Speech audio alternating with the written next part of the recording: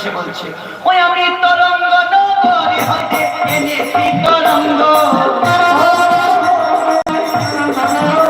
ওই আমি তরঙ্গ নগরী হতে এনেছি তরঙ্গ,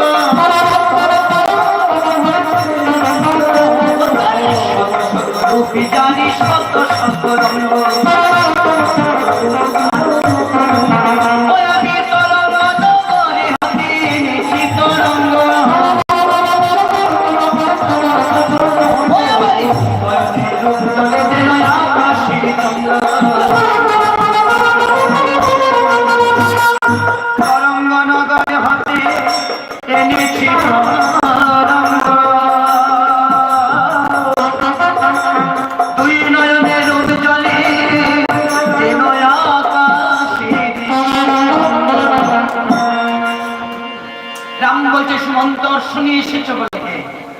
রাম বলছে, ঋষি এইবার অশ্বত নিয়ে এসেছি, চলুন আমরা যজ্ঞের আহুতি দেব।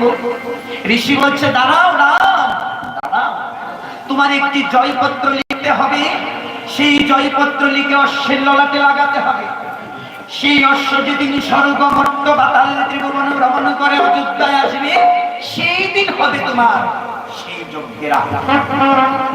তখন রাম পত্রে লিখতে শুরু করলেন। পত্রেতে লিখিল রাম এই সমাচার, স্বর্গমর্ত্য পাতালে নিমন্ত্রণ সভা। পত্রেতে লিখিল রাম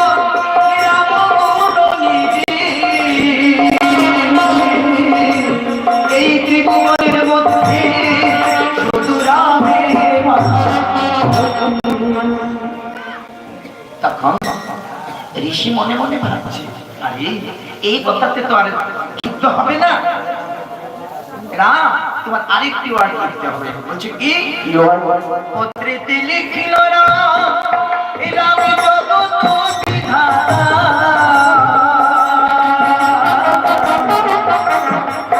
বিনা যুদ্ধে ছেড়ে দিলে আদি পিতা। এইবার হয়েছে রাম সুরকলাপূর্ণ, এইবার তুমি পত্রখানা অশ্বের ললাটে লাগিয়ে দাও। তখন রাম সেই পত্রখানা অশ্বের ললাটে লাগিয়ে দিলেন। অশ্ব স্বর্গ মর্ত্য পাতাল ত্রিভুবন ভ্রমণ করে শেষে উপনীত হলেন সেই তপোবনে। তপোবনে উপনীত হয়ে সেই তপোবনের অগ্নিবন ডেকে অশ্ব করে আসতে শুরু করেছে। কেন? তার খিদে হয়েছে, তাই খিদে নিবারণ করতে অশ্ব কি করলেন, সেই তপোবনের অতুলিবন লতা পাতা ভেঙে চুরে চূড়ার করে দিয়েছে। হঠাৎ শেষে বলছে, দাদা দাদা দেখো তো, তাই ওতে অশ্ব এসে দাদুর কদুর মার করে দিয়েছে। তখন কোন বলছে, লবে দাদা পাছে থাকবে তুমি, এইবারে অশ্বটাকে বন্ধন কর। তখন কুশ কেমন ভাবে বন্ধন করলেন, সেই লতা পাতা দিয়ে অশ্বটাকে বন্ধন করলেন। অশ্ব করে আসতে শুরু করেছে। কেন? বলছে তোরা করেছে সে বন্ধন লতা পাতা দিয়ে, লতা পাতার বন্ধনে এইবারে যাই আবার পাতালে গিয়েছিলাম